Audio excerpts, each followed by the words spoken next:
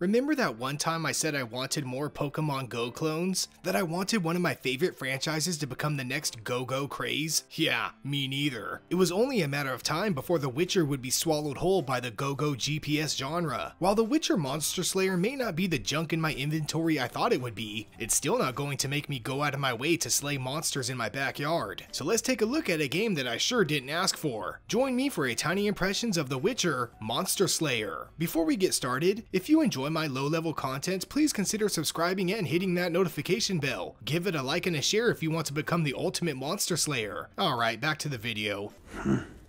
Monster Slayer is basically Pokemon Go. Actually, it might be a step down from the champion it strives to be, but nonetheless it's The Witcher with the Pokemon poker. So instead of catching cute animals, you slay demonic creatures. The setup is simple. Walk around, hunt monsters, collect resources, craft oils, craft bombs, use said oils and bombs, and battle monsters that look like my wife in the morning. Don't worry folks, she doesn't watch my content. The gameplay consists of a series of finger swipes, quick swipes for fast attacks, and long swipes for heavy attacks. Tap and hold to block, draw out signs to use magic, then defeat monsters, level up, unlock stats and potion recipes, and continue on. Let's talk about what Monster Slayer does well. There's an actual quest system that is full of voiced NPCs and an interesting amateur Witcher story. The crafting system is also a plus. In fact, the best part about Monster Slayer is its direct comparisons to the Witcher series. It does a fine job of implementing the aspects that make the main game so interesting. Other than this, it's a Go-Go clone that is very similar to those that came before it. It does have another redeeming quality. The graphical presentation is far superior when compared to others within the genre. Monsters are as hideous and disgusting as you'd expect them to be. The high-res poly counts and fluid animations give the game a AAA stamp of approval. One of the driving forces for continual play was to see what monstrosity popped up on screen. Sometimes I just marveled at the saggy, fleshy thingies that waved themselves in front of my face. The art style is just another example of Monster Slayer's appreciation to the Witcher roots, giving it an extra polish to an overall mediocre experience. Let's hop on our horse and take a ride to Monetization City. Expect to run out of resources, bombs, potions, and to find a lack of weaponry and armor. All of these items can be found and acquired throughout the game world, yet in-app purchases are available to acquire said items much faster. Let's just face it, the game is a grind, and not in the cool let's complete a bunch of quests kind of way. You will fight more over-leveled enemies than you can shake a stick at, and unfortunately I found myself almost, and I mean almost, tricked into purchasing a pack, just to feel something other than utter defeat. I'm not surprised by this tactic, as it's common at this point. I don't have much more to say overall.